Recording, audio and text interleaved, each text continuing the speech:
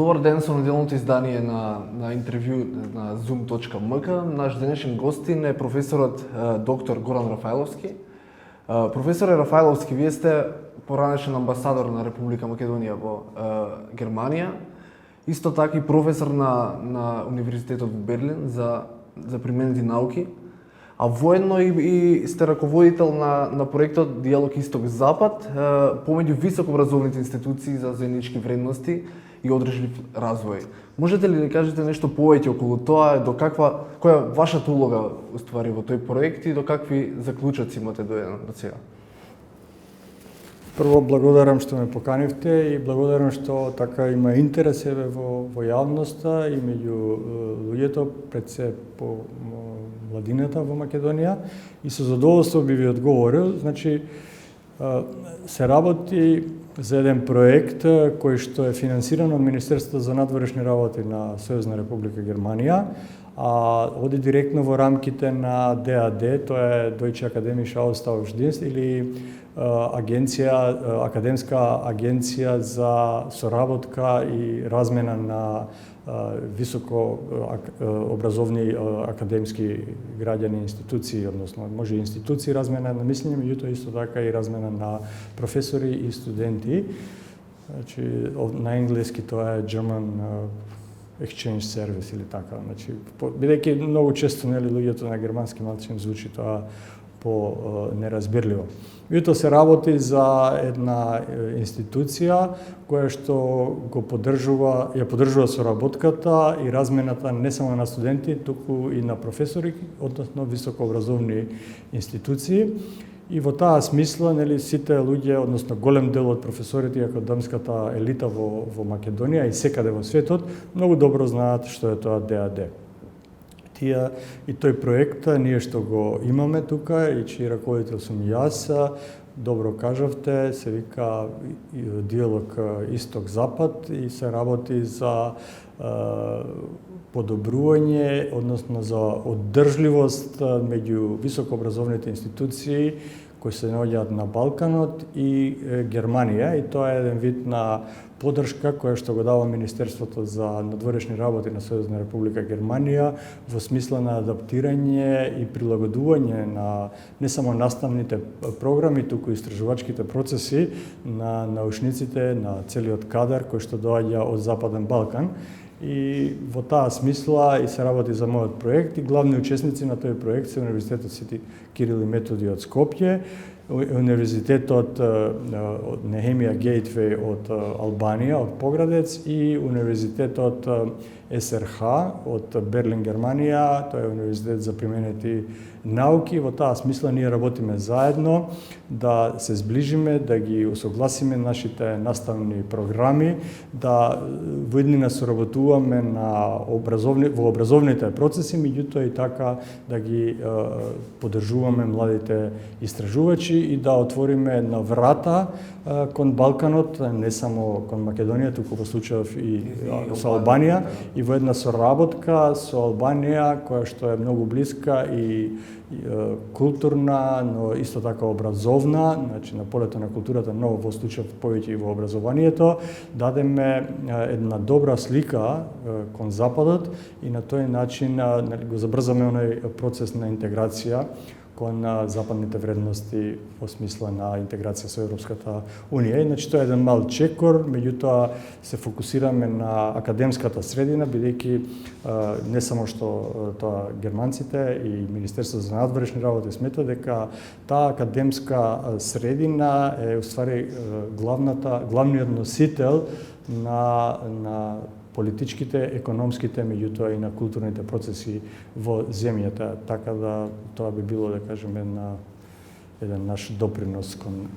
Така, професоре, што разликува западниот образовен систем од нашиот тука? Па видите, има доста разлики, бидејќи разликите пред се дефинирани со континуитетот. Ако го погледнеме континуитетот или дисконтинуитетот во кој што Македонија се наоѓа во последните години или во последните децении, ќе видиме дека ние правиме транзиција од еден систем на вредности кои што го имавме во социјализмот, Потоа се пренесовме во една либерална или дифузна или хаотична, да кажем, културна револуција или во таа смисла се постигна одредени резултати, но меѓутоа таа транзиција трае доста време. Ние се обидуваме да се адаптираме кон тој континуитет кој што е познат во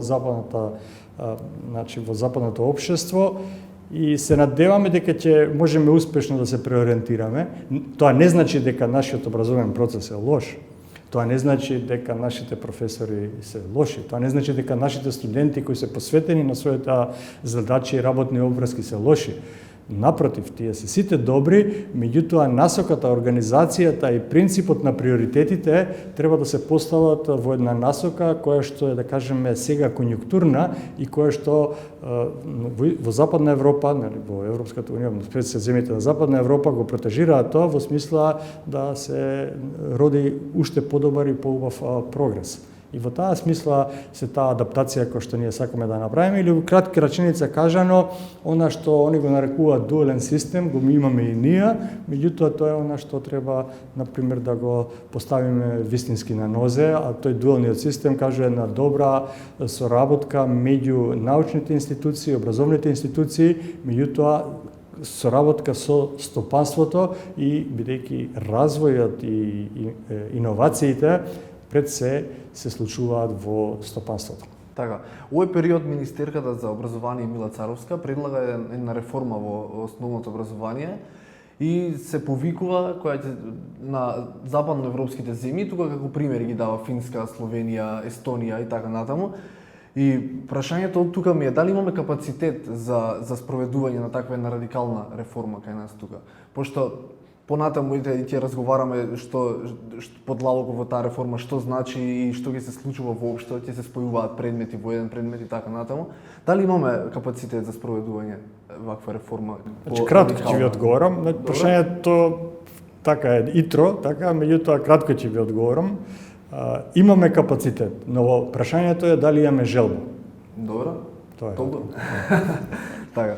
А се зборува и за моделот за интегрирани предмети, кај што физика, биологија, хемија, например, ќе идат во еден предмет. Ќе се скратуваат часови на ликовно и музичко, ќе се зголемуваат на математика и само математика, уствари, се извинуваме, а исто така и географијата, историјата и граѓанско образование ќе се спојат во еден предмет.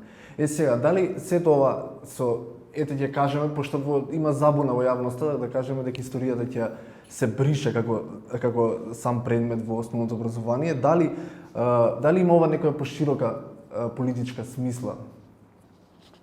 Па, мислам не. Не знам дали вие цените во насока политичка смисла, читам по новините, нели, дека во врска со договорот за добро соседство со Република Бугарија, предпоставувам. Тука потекнуваат сите забуни за тоа. Мислам дека тоа нема никаква врска, дека ако во суштина ние имаме желба, она што во претходниот одговор ви кажав, и капацитет, верувам дека имаме и сум убеден дека имаме, и ако имаме желба, ние можеме брзо и ефикасно да се трансформираме и да се адаптираме кон тие нови текови. Тоа се, да кажеме, пресликување на едни вредности и едни искуства, што вие рековте добро во тие ги набројавте западни земји. Ние можеме да се нафатиме со тоа, верувам дека ќе имаме успех и тоа спојување на програмите и на тие одредени предмети што ги кажавте, нели, историја и географија сега тоа, така, или не знам, хемија, физика и биологија. Видите, моето искрено мислење е дека тоа е многу корисно, или часови на математика. Прво е многу корисно бидејќи во ова ново време на нови технологии, IT и вештачка интелигенција, многу е важно да нашите млади луѓе бидат подготвени добро, тие што имаат интерес да работат таму, математички, да ја познаваат таа базична математика и да бидат спремни, обучени, да можат понатака да се соочат со предизвиците на таа модерна технологија, пред се во областа на вештачката интелигенција, во областа на роботиката, меѓутоа и во областа на тоа така наречено e-mobility, нали, сега е тоа факт, гледаме Тесла отвара, Маск отвара гига фабрик со над 7000 вработени во Берлин И она е што нас ни треба, а математиката е основна. Тоа значи, тоа го поддржувам многу силно. Другиот аспект е биологија, хемија и физика. Тоа е исто така многу важно, бидејќи ако ги следите најновите достигнувања на физиката во областа на светот, и ако отидете на интернет страниците на Оксфорд University, Кембридж University, MIT University, значи тоа се првите 5 или 10 по шангajската листа во светот, ќе видите дека институтите за теоретска физика се уствари заедно со хемија и биологија и дека истражувањето го вршат заедно, бидејќи не можете физиката да ја одвоите од хемијата да одвоите од биологијата, пред се, поготово во оваа нова ера, кога збориме за вештачка интелигенција, кога збориме за кибернетика, кога збориме за human bio machine learning being и така натака. Значи тоа се ги спојува и оние напори што ги прават луѓето во смисла со истражувања во областа на ДНК-та, која што е, да кажеме, чисто хемиски процеси таму и соединување на тие 4 основни елементи, потоа физиката и основните физички закони кои што ни објаснуваат не само теоријата, Њутоновата теорија, која сега на некои начини се обидуваме да пресликаме и да најдеме таа грал од формулата на малото и големото, односно да представиме една формула која до сега не можеа да ја направат, во која што ќе ги обедини двата космоса. Едниот е микрокосмосот, другиот е макрокосмосот. Тоа се уште го нема и тоа кога ќе видиме, тоа е многу важно. Или кога ќе погледнеме разликите, да кажеме, во ДНК структурата на човекот и на да кажеме мајмунот, така.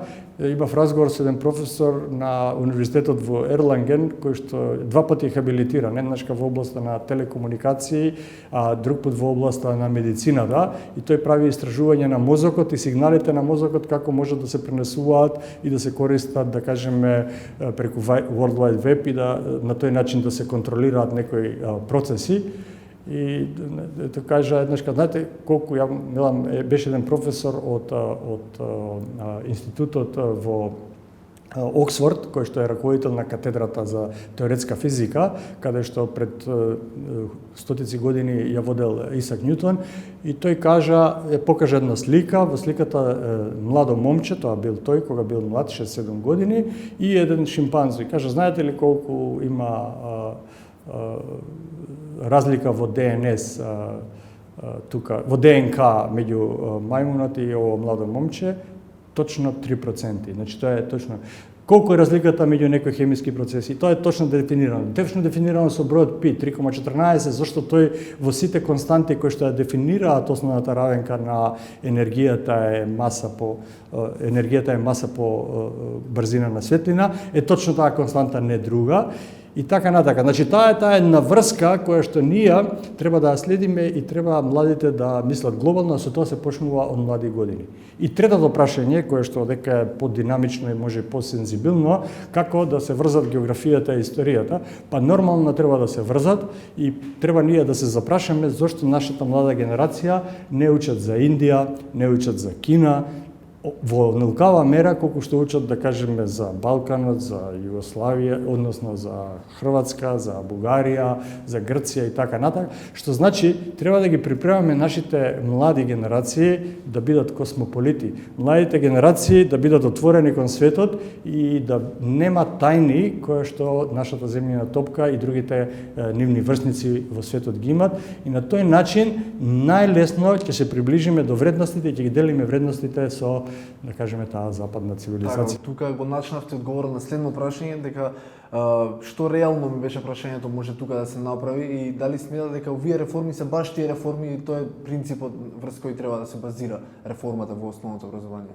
Видете, нема овие реформи се баш тие реформи, како што нема овој премиер е баш тој премиер, овој крал е баш тој крал. Значи, тоа е реформа која што треба нешто да донесе, тоа е премиер кој што нешто направил, многу сгрешил, нешто ќе направи, нешто ќе пропушти, тоа е тој крал кој што направил ова, значи нема баш тоа и ние треба да сме свесни на тоа. Значи треба едноставно да го разбереме процесот дека оди кон подобрување и јакнење на нашите компетенции за воеднина, тоа најмногу и најдобро оди преку подготовки на младата генерација, на, да кажеме, основците, па на средношколците и на крајот на студентите. И во таа насока, ако сериозно влеземе во тој процес, се вложиме самите себе и нормално ќе има луѓе кои ќе го критикуваат, ќе кажат таа реформа може но секоја критика и секој диалог води кон подобрување. Затоа нели викаме ние проект диалог меѓу исток запад, меѓу високообразовни институции. Ние правиме диалог,